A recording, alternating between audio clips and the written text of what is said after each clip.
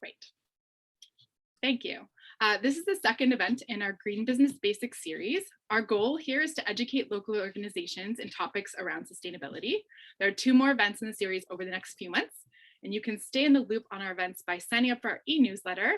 Jackie's going to plop that in the chat, where we focus on all things green business in Peterborough and the Kawarthas. Okay, for the new faces here today, Green Economy Peterborough is a local program and network that helps member businesses to identify, set, and achieve sustainability goals while improving their bottom line. Through coaching, educational opportunities, peer networking, and events, Green Economy Peterborough helps members to make reductions in emissions, water, and waste, and engage in other sustainable practices. We are proud to be a project of GreenUp and one of many green economy hubs in a broader network supported by Green Economy Canada, a national nonprofit dedicated to accelerating the business transition to a vibrant and inclusive net zero future. Many members of our cohort of 22, I believe, are here today. I see Scott from Wild Rock. I see Tim from Rodland. I don't know who else has their cameras on or off, but I see Christy Hook from Millette, Jeff Macklin from Jackson Creek Press. Thank you all for being here and representing the network. What we've been hearing from our members as we start the conversations is that they often lack the time and capacity to do the research and seek out opportunities or funding for programs that are available to them, let alone those that connect to their goals. This is exactly why we're building out events like this to highlight opportunities that are available to businesses here in Peterborough and the Kawarthas, and we're showcasing them today through the lens of business resilience. So for a long time, businesses that undertook sustainability did so largely because they felt like it was the right thing to do. But today, there's a very strong business case for taking action, and I wanted to quickly highlight 2 examples that make the case for looking at emissions reductions as a way to increase your business's resilience. The first is operating costs. There's good evidence, and we're seeing that SMEs as well as larger businesses, for those folks, operational costs can be reduced by using materials and energy more efficiently. So companies can see a short or medium term return on investment from energy savings by moving toward more efficient buildings, vehicles, and equipment. The second business case for sustainability is risk management. Here, when we look at the risks that companies are facing resulting from climate change, the cost of not taking action may be greater than the cost of action. Property and supply chains are increasing at risk of climate-related extreme weather events, which are expected to increase as the planet gets closer to 1.5 degrees of global warming. Rising insurance costs will be another risk faced by those operations in areas that are impacted by overland flooding or extreme weather events. And there's always those government regulations that are coming into place to meet our climate goals, and they will cost businesses money. Pressures will continue to grow on corporations to align their operations with Canada's net zero future target. That includes things like switching from natural gas to electricity derived from renewable sources for heating. The federal carbon price is expected to reach $170 a ton by 2030. So operations that have lower emissions will have lower costs. We have 3 special guests today speaking about opportunities that are available to local businesses for emissions reductions. We have Pawliw, James Byrne, and Donald Katz on the line. Pawliw is the Vice President of Generation Solar, and he's going to talk to us about the solar power opportunities there are for businesses. Following JP, we'll hear from James Byrne, the Climate Change Coordinator at the City of Peterborough, who will share with us the benefits of greening your fleet. And after James is finished, we'll speak with Donald Jantz, Partnership Manager of Green Economy Canada, who has exciting news about a new EV charger incentive program for businesses. Okay, and with that, I'm going to welcome Pawliw of Generation Solar. And JP, I believe you can share your screen.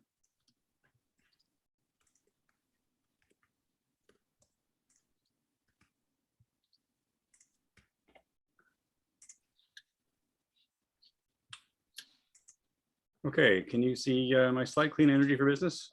Yeah. Great. Well, listen, thanks very much for having me here. I really appreciate it. It's a short period of time that we've got, but I just wanted to give a very brief overview and introduction to what clean energy might be able to mean for someone with a small to medium-sized business. So let's just dive right in. So now, That slide is actually very close to the edges. Can you see that, or is it cut off? Yeah, okay. So this is a great slide just showing emissions by industry sector. There are a bunch of reasons we can talk about this stuff from a business perspective, but really we're here about emissions, we're here about climate change. And so I think this is the place to start. And on the right-hand side, again, on my screen, it's hidden by people. I'm not sure if you can all see it. We can see it. There are, it's broken down. I move this so I can actually see it. Pardon me for a second. There we go. Broken down into several sectors, with transport, buildings, and electricity being the sectors that we as individuals and small business owners have the greatest capacity to influence.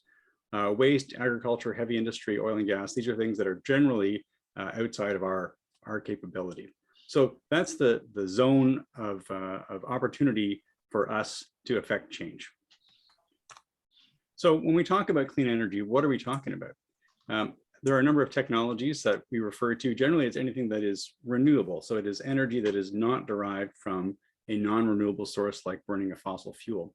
Typically, that means solar energy, as depicted here by a solar panel, wind power, hydropower, and because a lot of those sources are intermittent, storage of some kind here depicted by a battery is part of the mix. And the light bulb really just depicts the fact that energy management is part of this challenge as well. How do we manage the loads that we have, the appliances that we use, when and how do we consume that energy? Generation solar, we really focus on the generation of solar energy as well as storage, a battery-based storage rather. And really here today, I'm talking about solar generation. I'll touch on storage a little bit, but if you're interested in storage for a number of reasons, we can do that offline. So on the left-hand side of the screen is what would be considered a traditional energy infrastructure picture, where at the top, if I move my mouse, can you see what I'm pointing to? Yep. Yep. Yep. So at the top here, you've got large-scale energy generation, typically in Ontario. That's nuclear power and large-scale hydro. Also includes natural gas. Used to include coal, but that's gone now. And then the energy travels from these large-scale generation systems through a transmission network and a distribution network, and ultimately to homes and businesses throughout the countryside. That's the way things have been happening for 100 years. Looking forward, there's a whole new paradigm that's coming about, and it's called distributed energy resources. So you'll see in this picture, we still have the same large-scale generation facilities at the top, but then throughout the community, distributed all over, you'll see solar arrays and storage and wind turbines and a whole wide variety of energy resources and energy technologies that are no longer the sole domain of the large generators. And this is really quite a revolution in energy, and it's referred to as distributed energy resources. So pretty much most clean energy resources are or can be distributed, meaning widely dispersed. And solar energy in particular is extremely scalable, and right from a single solar panel up to an industrial scale field of solar panels, very accessible to a wide variety of people. So this is sort of the coming paradigm, that of distributed energy as opposed to centralized energy. So why would we care about distributed clean energy resources? So the first reason, the reason that we're all here really is about climate change. And clean energy in displacing traditional energy, the climate benefits vary by region. So the climate benefits of clean energy in Ontario are not the same as those in Quebec or in Alberta, where the base load is quite different. So in Ontario, we're displacing nuclear power to a large extent, and hydro with something like solar or wind. So the clean energy, the climate change benefits are a little lower here when compared to a place like Alberta and Saskatchewan that are still burning coal. In those jurisdictions, a switch to clean energy has a very large impact on greenhouse gas emissions. From a business perspective, changing to clean energy can also reduce your operating costs, and Natalie, you touched on that in the introduction, by displacing your traditional energy. And we'll get into how that works in a moment. The note about budget there is really, again, Natalie, getting back to your comment about resilience and risk management. by generating our own energy, whether it be on an individual basis, a business basis, or a community basis, we have control over energy costs in the long term. And from a business perspective, if your business has a large input cost for electricity, and we know electricity is a very volatile commodity these days. It's a very political commodity. And if you've looked at the price of electricity over time, and in retrospect, I should have put a chart of that on this presentation, it actually has a lot of ups and downs, a lot of dramatic swings, mainly because of politics. If your business is sensitive to swings in electricity pricing, having your own clean energy system can stabilize energy costs over the long term and ease your budgeting process. And another benefit, again, Natalie, you mentioned also, is really just engaging your customers. Customers today are looking for green solutions and looking to partner with organizations and vendors who are taking climate change seriously. So I think there's a real marketing upside for clean energy. Of course, I'm biased, but that's my perspective. So in the big picture of clean energy, I'm focusing down a little bit onto two areas. That is the generation of clean energy, and in particular using solar electric technology. So solar electric technology converts sunlight into electricity. And then also, again, we're not going to get into it, but storage allows us to have backup power if the grid goes down. We can also use storage to do things like solar shifting, where we charge the batteries during the day, use that energy at night. We can use storage to benefit the grid. If the grid is experiencing instabilities from a variety of factors, storage, including battery storage, can help mitigate those things. But the real thing that's important for all of these technologies is this thing called net metering. Net metering is a piece of provincial legislation that enables bidirectional energy flow on the network. So if we go back to the slide a few slides ago, where energy only flowed in one direction, from the generator through the transmission, through the distribution to the load or the appliance, net metering allows energy to flow in all directions. So that means that solar panels on my house can push energy into my house, it can push it out onto the grid, it can go to my neighbor's house, and so on and so on. And net metering is the law that allows that to happen and creates the framework for that to happen. It's an extremely important piece of legislation that has allowed distributed energy to really take hold and create a platform for future growth. So the pretty pictures are mostly over here. We get more into words now. So this thing called net metering, who can do this? There are some constraints at this time. Basically, you need to own your building and you need to own your utility account. If you're a tenant, it's not going to work out right now. So that really constrains the population that can take advantage of this, particularly from a business perspective, because there are lots of businesses out there who would love to participate, but they don't own their own buildings. And so it becomes a bit of a challenge. A condo board can take advantage of this. They have their own utility account for common areas. A landlord, another opportunity here, especially if electricity is included in the rent, or if it's a new build, if you design the system such that electricity is included in the rent, then the landlord can own a clean energy system, generate clean energy, effectively sell that clean energy to their tenants by including it in the rent, and have the marketing benefit in terms of attracting and retaining tenants. At the bottom there, there's this thing called third-party ownership. That is also possible. It is still young in the province. It basically means that you could own your building, you can have your utility account, but somebody else owns the solar energy system on your roof.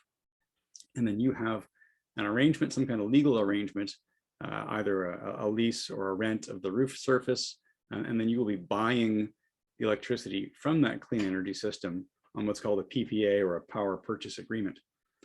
It's very common in the United States because their energy policy regime is quite different than here. It's just beginning in Canada. Alberta is where it's really taken off, because again, their energy policy regime is much more like the Americans than it is here in Ontario. But we're going to see more third-party ownership of net metered systems going forward. Okay, what's the money? Obviously, I've left out all kinds of detail about what these systems actually look like. I don't think it's practical to try to get into that right now, and it's certainly a conversation that we can have offline. The bottom line, though, is with a net metered solar energy system, you own the system, it's on your roof or on a ground mount, maybe it's a parking canopy, it's generating energy, and it's injecting that energy into your facility. And the benefit, well, actually, the next slide talks about benefit. Capital cost of these systems, just so you know what kind of ballpark we're in here, for a small scale commercial system, it'd be equivalent to a large scale residential system. CapEx probably $20,000 to $50,000 plus taxes installed. Getting a larger facility involved, you're going to look at somewhere like $50,000 to $250,000. So it's not a small investment.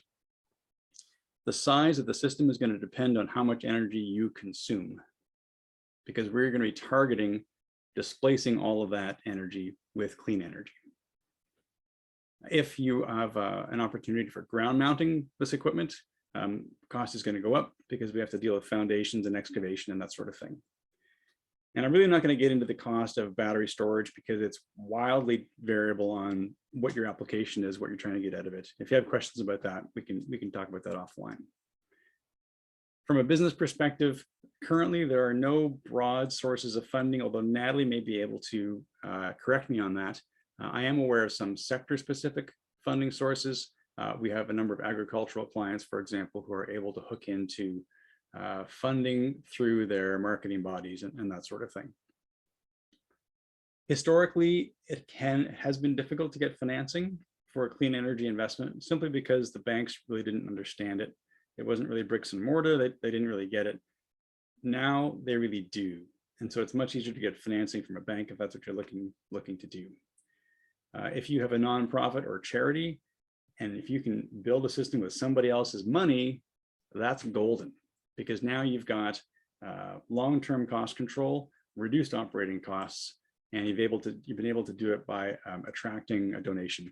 And just yesterday, actually, we're signing a contract with a private school in Ontario that has secured a donation for a large-scale roof-mounted solar energy system.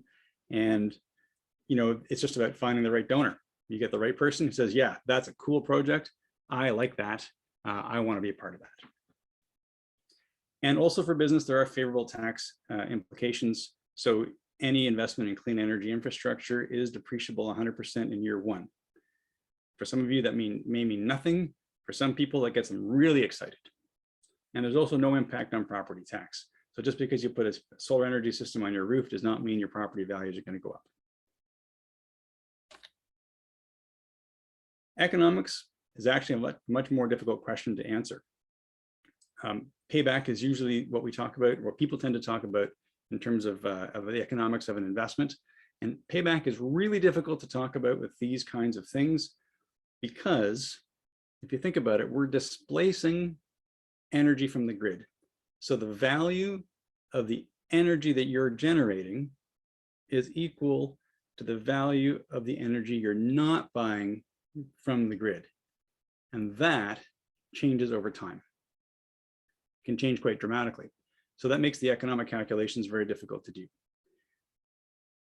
That said, if we assume what's going to happen with the price of electricity over time, if we assume it's going to go up at, let's say, 3 or 4% on an annual basis, on a small scale system, you can probably expect a payback of in the range of 15 to 20 years. If you're a larger scale commercial system, that can be down to 10 years or less. There are, like I said, sector-specific funding opportunities. You can get 25, 50% of your CapEx taken care of, which obviously makes a huge impact on your economics as well.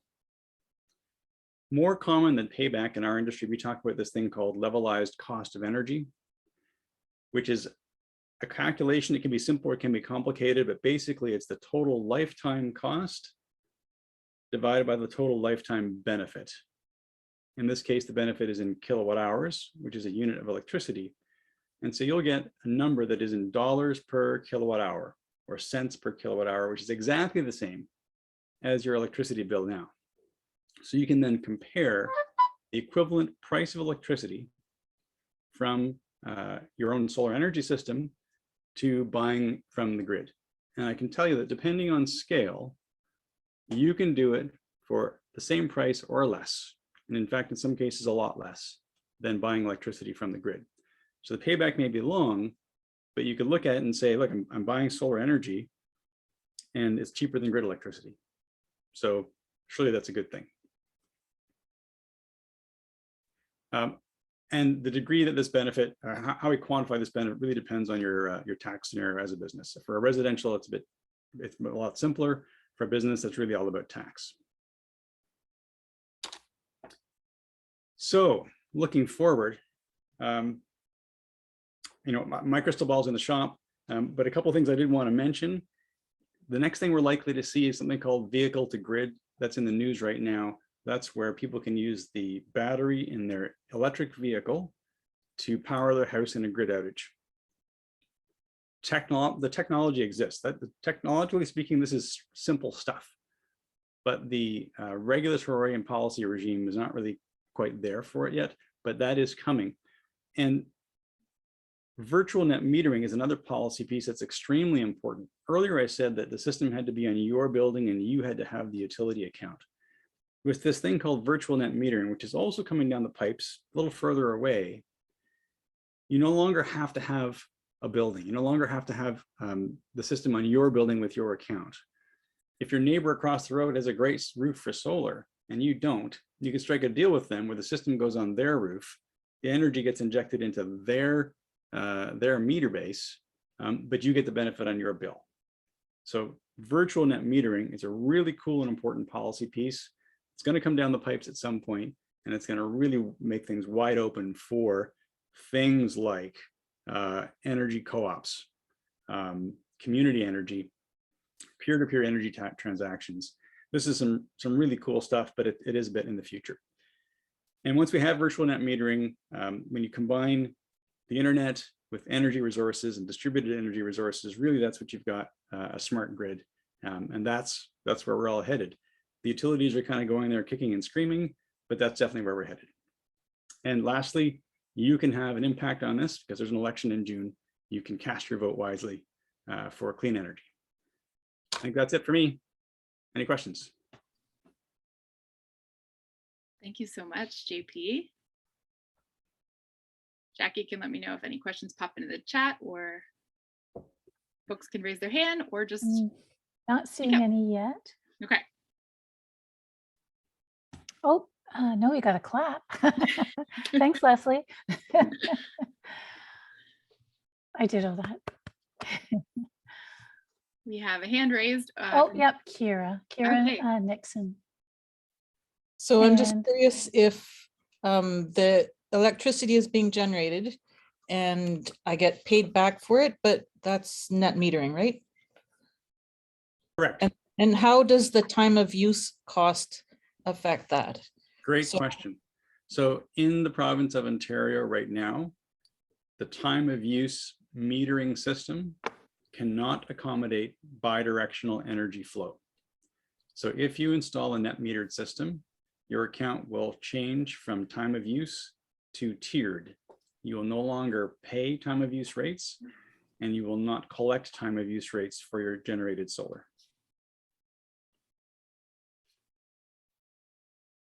Thank you. Great question.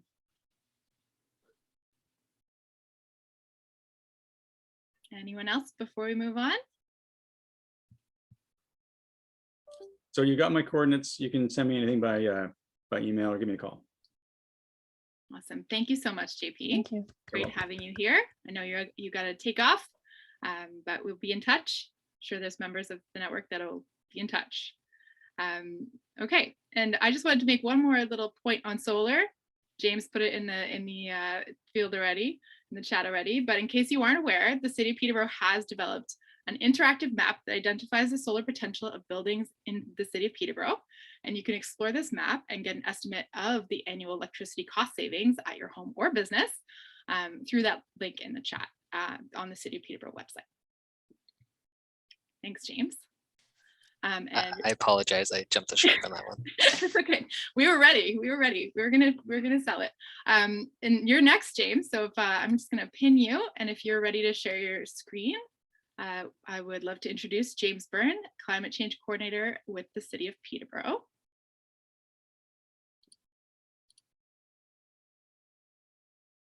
Yeah, we can see it.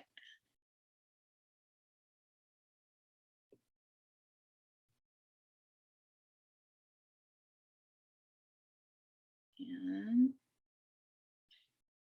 we can see it before when it was in presentation mode, I guess. Now it's not. And you're muted. Sorry, I realized I was muted and I was trying to go back to find it, and I made a Zoom faux pas. 1 second.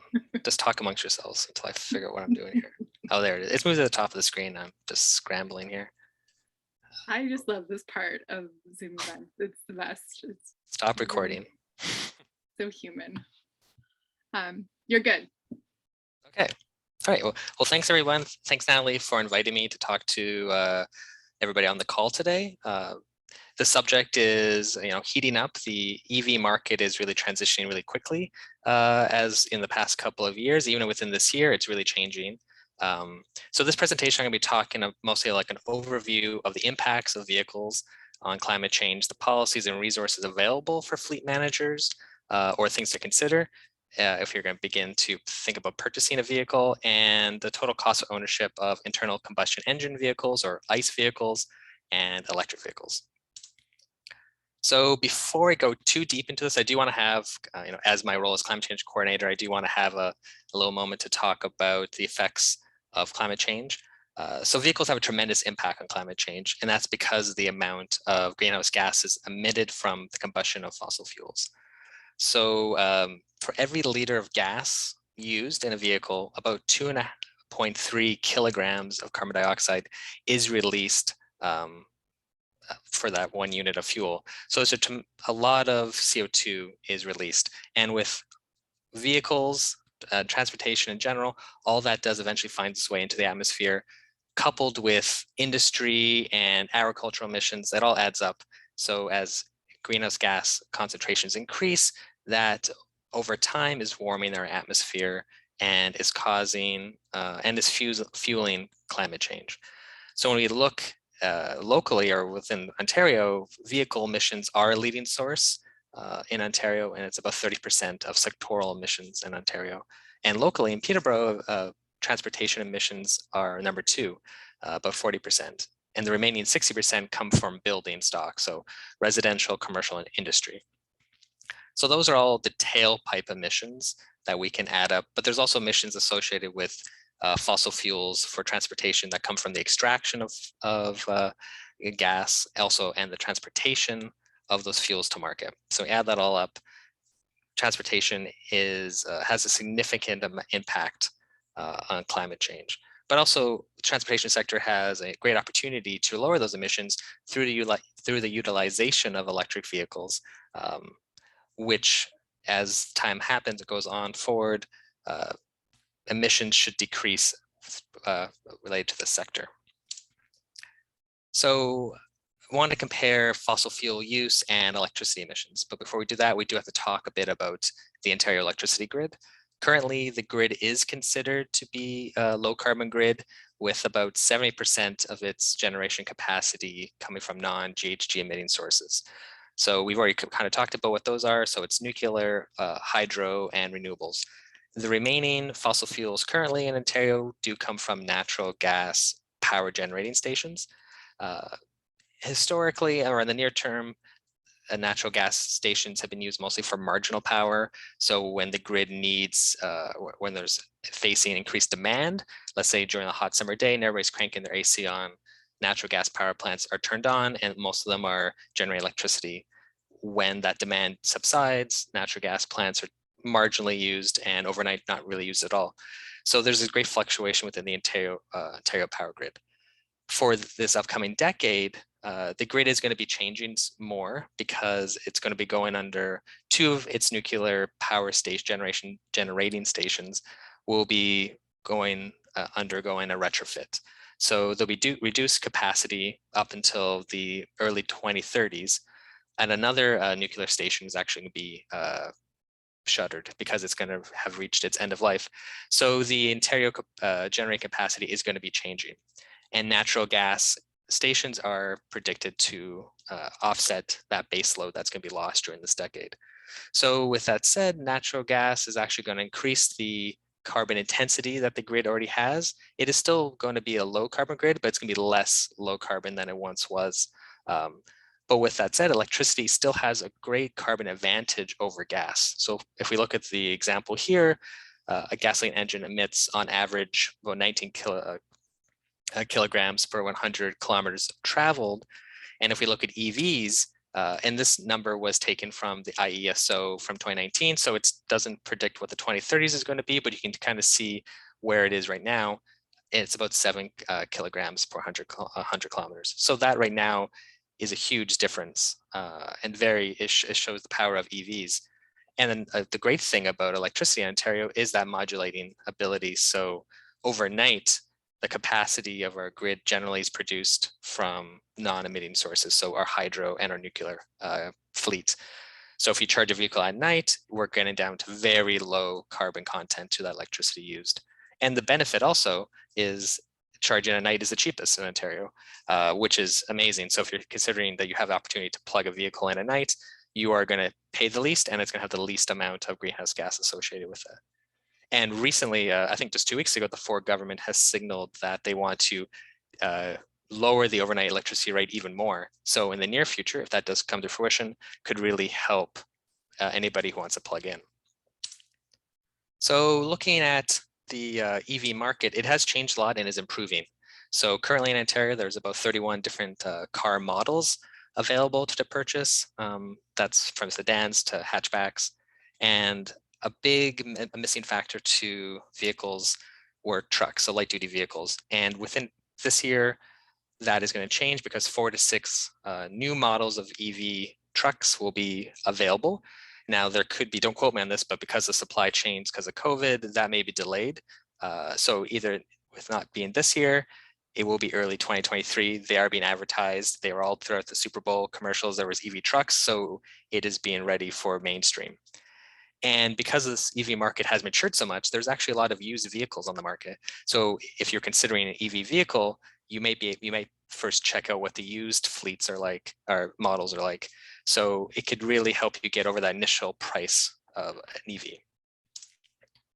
So the federal government and provincial government, there's like policies out there to help support EV adoption. Now the federal government has proposed a gasoline vehicle ban by 2035, so no longer being able to sell that in Canada, those type of vehicles. And the carbon tax is in place in Ontario. And as we said, it's pegged at $170 by 2030. In April this year, it's going to get up to $50 from $40. And every year on from that, it's going to go $15. So do we have the economic factor nudging in favor of EVs? There's also the volatility of gasoline. It's pretty wild right now. I mean, COVID has a lot to do with that. So I'm not going to say it's going up because of that without COVID, but it's involved. The carbon tax is also added, supply and demand issues. But in reality is we're never going to go back to cheap gas for sustained periods of time, just because of constraints. The expansion of public charging network in Ontario is a thing along provincial and 400 series highways to help any kind of definitely fleet operators, if they're operating EVs, to charge while en route. And there are incentives for vehicle charging stations to incorporate charging at your site of business. So these are all great things which we're going to support EV adoption in the near term. So this information, it was produced by the Clean Air Partnership. They've done a lot of research into what fleet operators should consider. So first off, we're going to go through them like ownership, vehicle scoping. So as a fleet operator, you probably already have a sense of what kind of your average trip length would be when you're operating your vehicle and kind of passenger and storage capacity requirements. So getting that understood first will help you kind of locate what kind of EV vehicle makes sense for your operation. And then from there, looking at vehicle costs. So EVs are way more expensive than a gasoline car on average, and they kind of range from $36,000 to $90,000. It's a big range, but EVs do have incentives out there. The federal government does have some incentives ranging about $2,500 to $5,000, so that can help mitigate the initial upfront cost, and plus the used vehicles I mentioned before. So looking at the admin cost of fleets, this is one thing I learned while researching this for this presentation is insurers actually do have different rates, and some different insurance have different rates for EVs. So some insurance companies look at EVs as being, you know, if you've purchased them, you're showing leadership, which is great. I think sustainability leadership. Some insurers have pegged it at a higher rate because of the initial high upfront cost of EVs and also maintenance and repair, especially for batteries. So it's kind of fluctuating. Try to find an insurance company, hopefully, that can solve that problem for you and get you a lower rate. For fuel costs, right now, if you're a fleet operator, you already kind of have a sense how much gas you're spending per year. You can total that up like annually, and you can compare that to if you had a similar vehicle, electric vehicle, what the refueling cost would be, and you can kind of see the difference there. Best would be to do at the peak. So because of our time of use system in Ontario, you can look at electricity at a peak time of day, see what that cost is. And then you can also look at the lowest time of day overnight, and you can kind of see that range. So I'll give you a better sense so you're not going blind into purchasing an EV vehicle. There's also the fuel economy. So comparing your average fuel use per kilometer, you compare that also to the amount of electricity per kilometer that EV can make. So you can see what kind of models can achieve that same average kilometer that your current fleet already has. So maintenance costs is another huge difference between gasoline and EVs. Because one thing that ICE vehicles don't have is, or ICE vehicles have, is they have a lot of moving parts and they have a lot of fluids required. And so you would have to pay more to have that upkeep.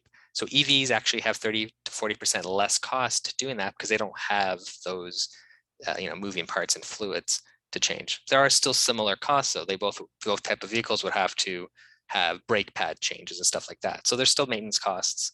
The CAA does have a good tool here that I have a link here that allows you to compare between EVs and ICE vehicles.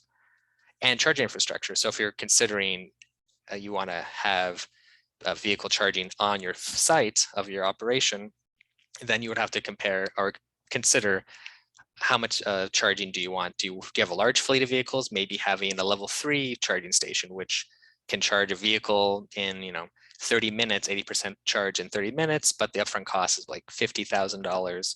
Or maybe you want to consider level 2, which can do a charge over multiple hours. And the cost is down to like $3,000 or something like that. So there's different costs, but you have to consider what your fleet needs. And also charge infrastructure has, there'll be civil work if you have to do any kind of modifications to your parking area. There's internet connectivity if you want to do like a smart metering thing, and dedicates parking. So you're gonna have to figure all this stuff out. But beautifully, the thing about refueling as well, as I said before, overnight is cheaper, but maybe you can't charge overnight. Daytime is going to be your primary operation. Then just consider that in this point in the scoping phase. Moving on. So you can add up all the things I presented already, and you can also include a salvage value as well. And I'll give you a total cost of ownership for EVs, and also you can do it for your gasoline vehicles already, and see if it makes sense for your business's operation to do it right now. Also, another very important thing is to look at the greenhouse gas emissions annually. So you can take your fuel economy and you can multiply by the emission factor for gas and your emission factor for electricity. And then you can just multiply that with your total kilometers that your fleet generally drives. So I would think that your vehicles, you would want your electric vehicles to perform the same way your gasoline would be. So the same distances and stuff would have to be considered. And there is a big difference between those two.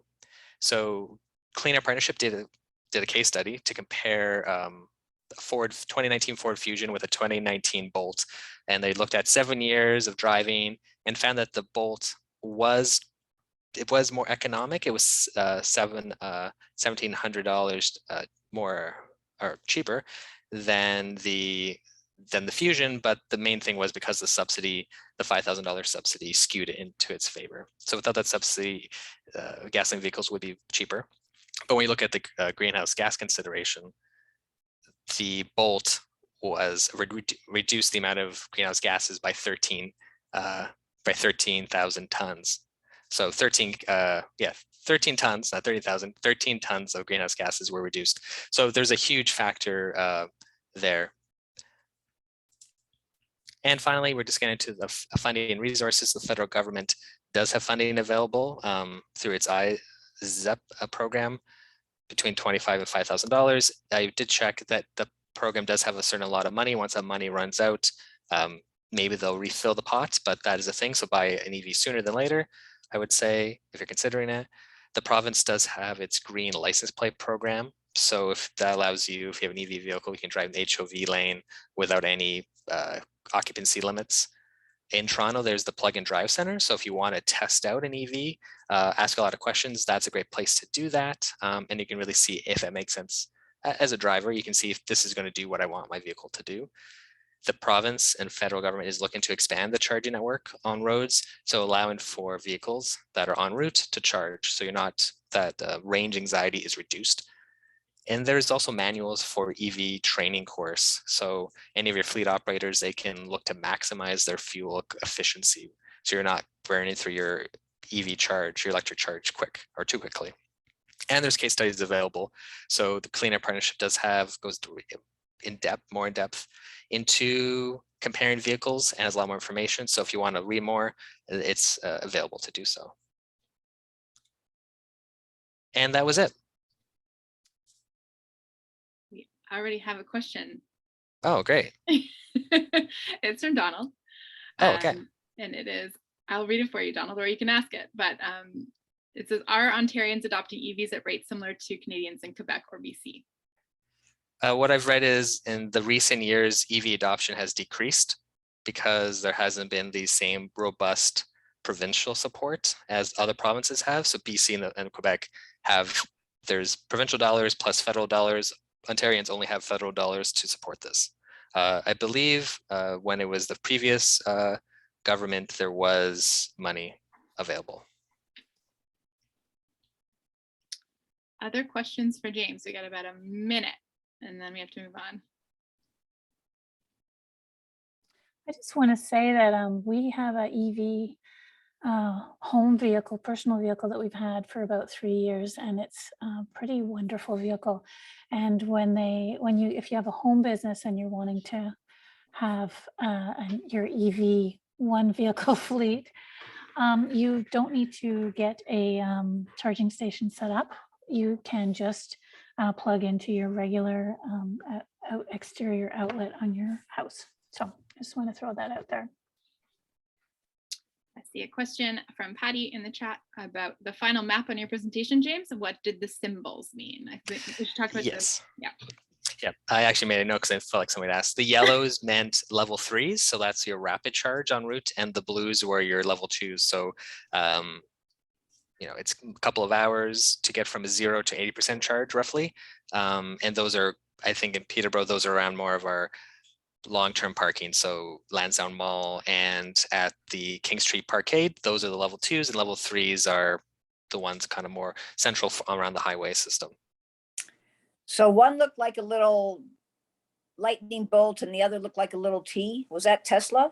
Correct. So the Tesla has their own because they have their own charging, I don't know, connector that's very unique. And so Tesla vehicles can charge at any station because they have adapters to go, but non-Tesla vehicles do not have the adapter to go into a Tesla system. So that's something to see if you're really getting low. Make sure you're going to the right station. Okay, thank you. You're welcome. Okay, I think we're going to move on if that's okay with folks. If we have any time at the end, we can come back around and stick around for a few more minutes. But I'm going to move on and introduce you to Donald Jantz, Partnership Manager at Green Economy Canada. I believe you have the ability to share your screen now, Donald. Is that working? Oh yeah, looks great. Excellent. Thanks, Natalie, for inviting me, and to Green Economy Peterborough, and thanks, James. That was an excellent presentation.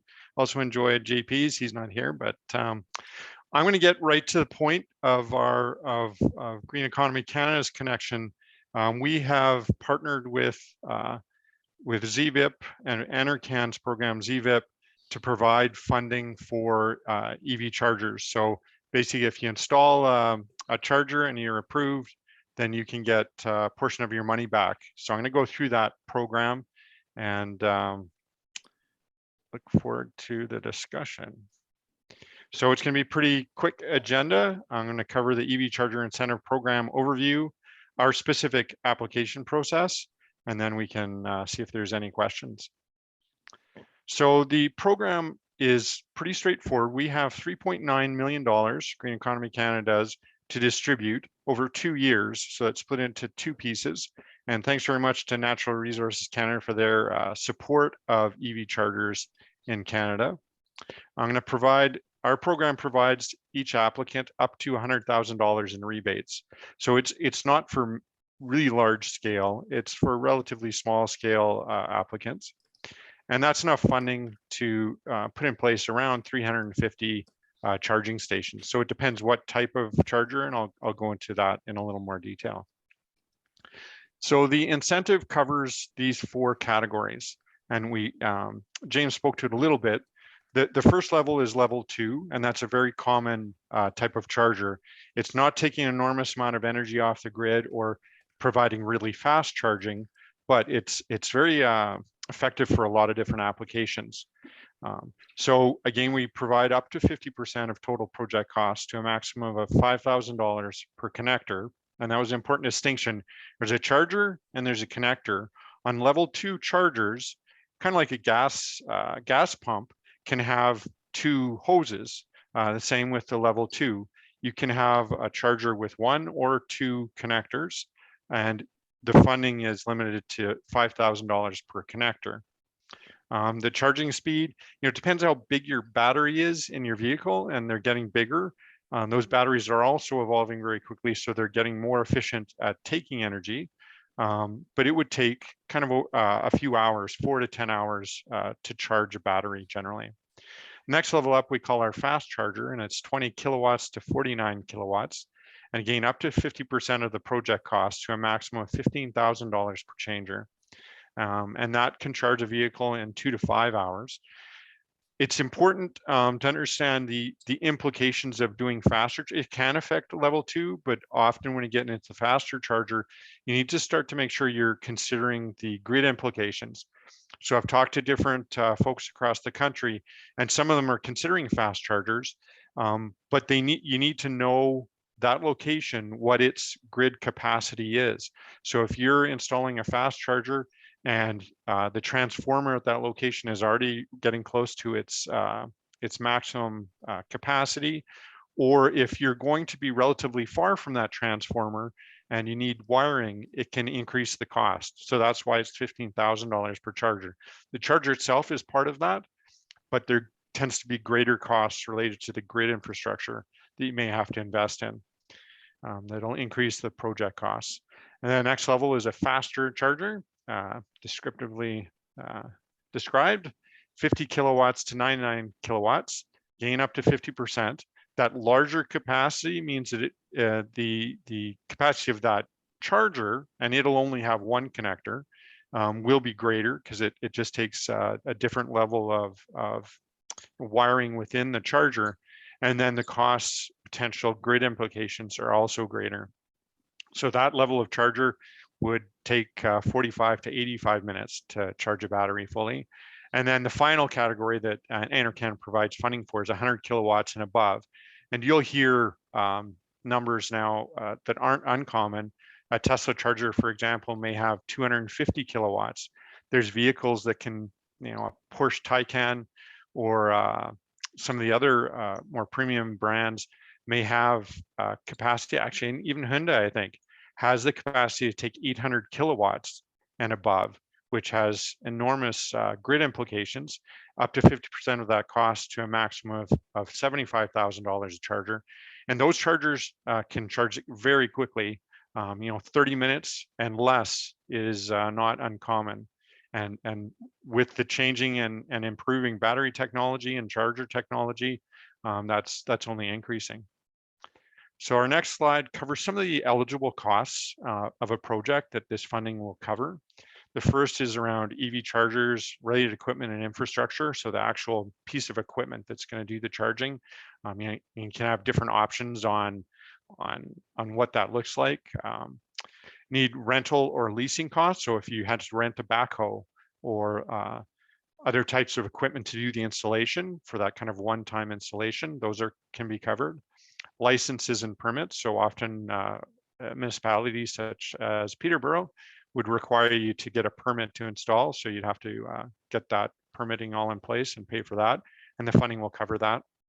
There'll be salary and benefits. So if you have staff who are electricians who can do the work, or if you are going to get an installer to do that work, you'll need to pay salary. You can pay salary and benefits. HSD is eligible, net of rebates. Professional services such as engineering, construction, installation.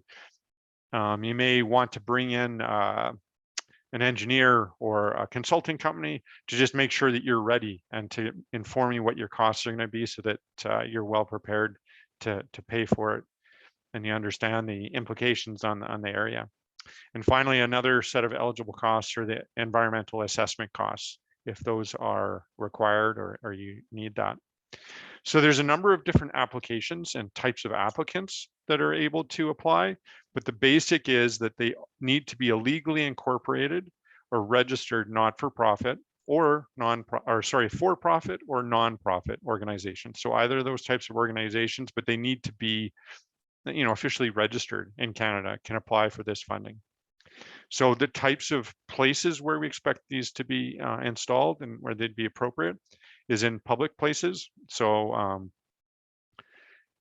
that's a great application. And like we alluded to, there are lots of folks who don't have necessarily access to charging in their home, in their garage or outside their house. So public spaces are quite important to service those people. Multi-unit residential buildings, so condos and those types of buildings, it would be a great application. Giving folks access at home is very efficient if you can charge at home overnight. It's also relatively low cost. Workplaces want to increase the accessibility so you can commute to work with electric vehicle. We're looking at light duty vehicle fleets. So in the case of a municipality, we're working with some that have relatively large scale, so they can only access limited funding, but it will still help them to begin to convert fleets, which can have a really big impact. And the low cost of maintenance, the fact that they have regenerative braking, which means you don't have to actually change brake pads, and it converts that braking energy back into battery storage. So you can brake and you'll see your range increase. It can be really efficient for EVs or for fleets to be using EVs. And finally, on-street parking is eligible, or EV chargers are eligible for funding. There will be permitting that's required. You'll need to work with your municipality probably to get that. But again, it's a great application to provide access to folks who might not otherwise. So some of the examples of legal entities incorporated or registered in Canada that are eligible are Indigenous and community groups, businesses, incorporated landlords and property managers, electricity or gas utilities, academic institutions, condo corps, associations, provincial, territorial, or municipal governments. The organizations that are not eligible are important to note. Federal government is not eligible, or organizations that are crown corporations. Private landlords who aren't registered aren't eligible. Home-based businesses are not, and neither are private residences. This funding is not intended for those four purposes. Some of the technical requirements to consider and that you'll need to make sure are included are that chargers must be able to communicate with other stations, a server, or the cloud. So to ensure that folks can find these chargers when they need them, they need to be set up, connected to the cloud, and that's pretty standard. There is some cost to that. It's often relatively low. Installed equipment must be permanent and new or an expansion of an existing installation. So we're trying to grow the existing EV charger that are available to people driving those vehicles, not trying to replace. So that's the next point. A replacement equipment is not eligible for funding. We want to see the number grow. Proprietary connector types, such as the Tesla, cannot exceed 75% of installed connectors because they're reduced accessibility to non-Tesla drivers. That's an important consideration. In Europe, they've actually started to require Tesla to make their chargers. They can't receive the significant funding that's available without making sure they're available to all users. So we're seeing Tesla make those available. They're making converters available and whatnot, but currently in North America, that's not the case. So we will not fund them to more than 75%. There is no minimum number of chargers required. I guess the minimum would be 1. So very small installations are absolutely welcome. And finally, funding. This is something that just recently we confirmed. It's a change in the NRCan program. Funding may be stacked with other sources and for not-for-profits, so that total funding from government sources can cover 100% of costs. You used to be a limit to that, but for not-for-profits, you can stack that funding to cover 100% of costs. The program phases that we're going through, phase 1 is a launch that we're in right now. And for the first 45 days, we're focusing on applications from organizations that self-identify as being majority-led or owned by individuals belonging to an underrepresented group, or organizations that primarily serve populations considered underrepresented. And we've defined that as women, 2S, LGBTQ+, Indigenous peoples, racialized peoples, youth under 30 years old, and persons with disabilities. The next phase is from March 21st till December 2022 of this year. And at that point, all eligible projects and applicants will be considered on a rolling basis until the funding is concluded. And we are seeing significant applications quite early on. So if you are considering it, definitely want to get in your application relatively early this year. And then in the third phase, which will start next year, winter 2023, we'll have a similar priority window for underrepresented groups. And then all eligible projects and applicants will be considered on a rolling basis. So our second set of funding will be eligible or will come available next year.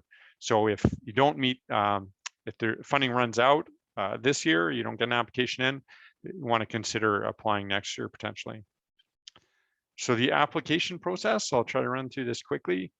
We have an application guide online. You need to complete the form, which is again an online form. It's relatively short. Get approved for funding, and then you need to sign an agreement with us. Once you install the EV chargers, they need to be installed within 8 months of signing that agreement. And then after that, you submit your documentation to receive your rebate. So you do receive the rebate only at the end of, once they're all installed, you have all the receipts available.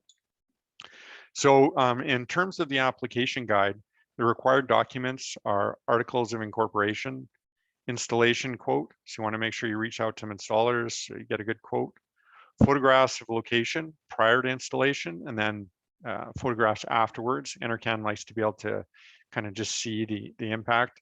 And once informed of the pre-approval, submit the signed sub-agreement within 30 days. In terms of completing an application form, you'll go online and just fill out information, attach those attachments that we outlined and that are outlined in the guide. You can expect an email confirming receipt of your application within 5 days. And you'll find the form on our website at EV Charger Incentive. The project steps, once you have an approved application, Green Economy Canada will respond within 15 days to approve your application. And then you'll need to submit as an applicant a signed sub-agreement within 30 days of that approval email. So we need to make sure our paperwork flows efficiently, and then you can get really started. then you'll go ahead with your project and hopefully get it all set up relatively quickly. You need to have it completed within 8 months of signing the sub-agreement, and then notify once it is completed Green Economy Canada within a couple days, and submit complete documentation within 30 days of completing your application. And then you'll expect your reimbursement within using electronic funds transfer. And it can take a bit of time for that to happen. So that's the end of the presentation that I've got. Thanks to our funders, especially Enercan. But I am here now to take questions.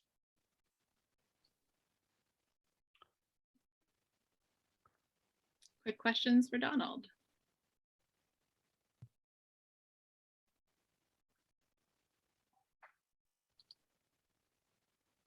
Okay. Seeing none so far. I do have a question. Yay, Scott. So if you install the charger, obviously you're responsible for all of the and paying for all the electricity going through it, correct? That's right. Absolutely, yeah. Okay. What does the cost of charging a car? That's an excellent question. You know, there's so many variables that go into that. So there are two pieces, I think, to the way I'd want to respond to that question. The first is you can charge with most of the most common apps, you know, ChargePoint or Flow. They'll have an app that you'll need to use to access the charging station, and you can set up a cost. So it could be your cost of energy. It could be a flat cost that's going to approximate that cost. So that's the first piece. So you can recoup that cost of energy depending on the location and how you want to do it.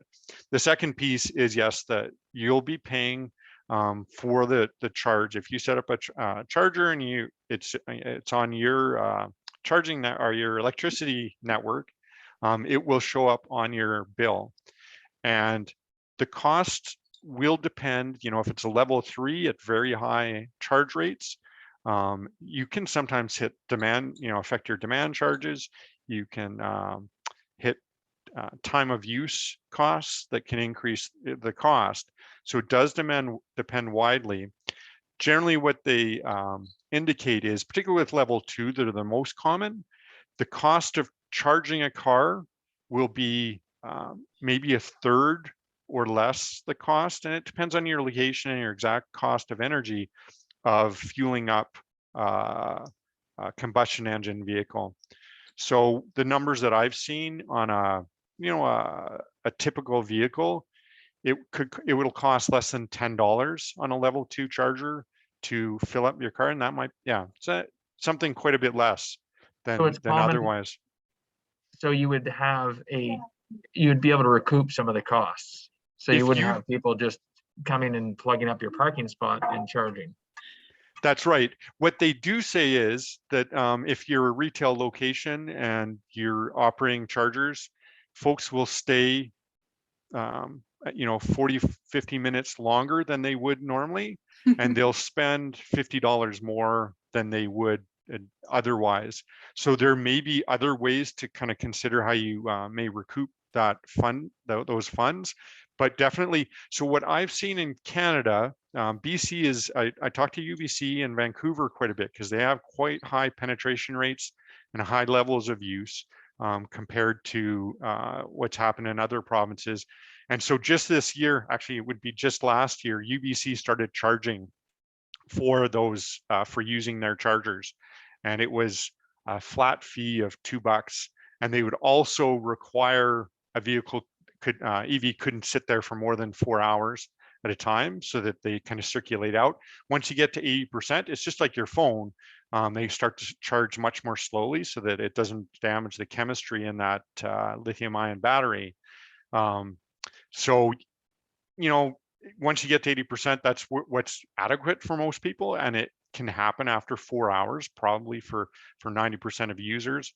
So they'll actually have a requirement that, yeah, you pay $2 an hour for a charge, and you also are required to move your vehicle after it's been there for 4 hours.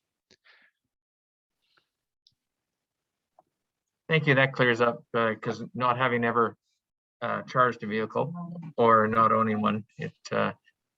And then hearing this about it, hosting it as charging station is pretty pertinent information. Absolutely, yes. And particularly as it gets, more and more used, folks are going to expect those kinds of things, to pay something for it, and to because then it is costing you in terms of energy you're producing. Maybe this is a question almost out to Jackie or somebody else who owns EVs. Do you pay anywhere you go? Is that common? What do you mean by pay anywhere you go? If you go to Lansdowne Place and charge there, if you go other places, is there a fee? Yes, there's a fee. What usually happens is if you're living in town, you rarely go to a local charging station. You charge at your home.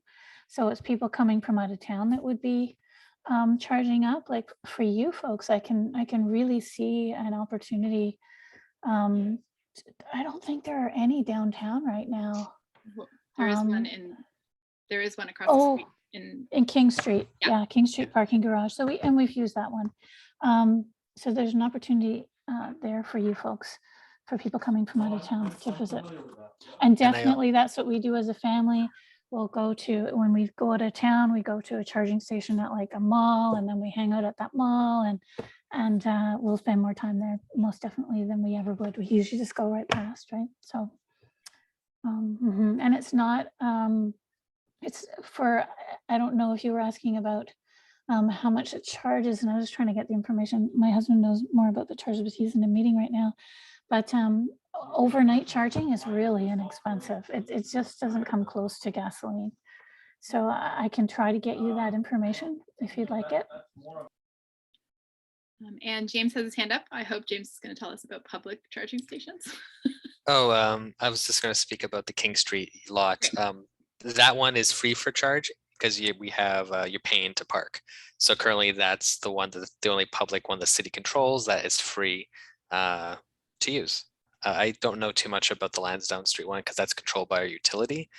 But the King Street one is ours. And we are right now, the city is looking into expanding the local community network within this year. So we're going to see if our siting makes sense for locations downtown in the expanded downtown neighborhood area of the city.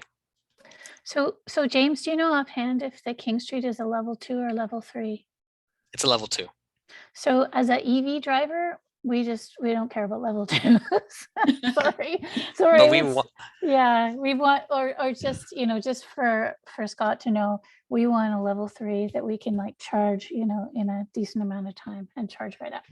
I guess it depends how long you're staying in town. Yeah, but for economic development, we like level 2, so that makes you shop and stay longer within the downtown or any other part of the city, which helps our local economy to the best. But if you're traveling between cities, then yeah, level 3 is the way to go. I would never spend any time at a level 2, consider it. But if you're going down to the downtown or anywhere else in the city of Peterborough, shop a little longer because it'll be 4 hour. Again, like we already spoke about, 4 hours is what we're having as a cutoff to get your car out of there. But that's enough for a meal and maybe a movie.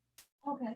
For a small business person who's spending their own money, though, we're looking at, when you're talking level 2 and level 3, you're looking at either doing a charging station or putting a whole solar array on your roof. So it's quite a different beast when you're spending your own money that way. One would actually, have a return, and the other one, the best you can possibly do is maybe break even. It's just an interesting thing when you're trying to figure out where to spend resources to help the environment. Okay, we are over time. I appreciate y'all for staying around. I have a couple of questions here. Anyone know if there are any chargers at the Trent campus? Jackie? Yeah, there's a level 2, and it's behind the psych building, which is up in the Ptbo River.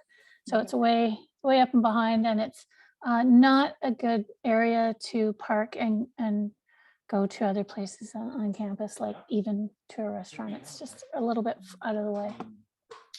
And then we have a question from Chris Allen from the county of Peterborough about insurance requirements on charging stations as the owner? Do the stations encounter vandalism? Anyone? Yeah, I don't have, that's an excellent question. I don't have direct experience with that. I've seen kind of more anecdotally, they can be vandalized for sure, depending on their location. And this does happen. I don't know how prevalent that is in Peterborough and how the different insurance companies might be reacting to that. I would think that there's other parking infrastructure that's in place. And so if that has been an issue, the insurance companies might start to respond, but you probably would need to act, specifically ask your insurer how they would want to approach it, because everyone could be, every policy could be slightly different. It shouldn't be onerous, but it would be a good idea to reach out, and that's a good question.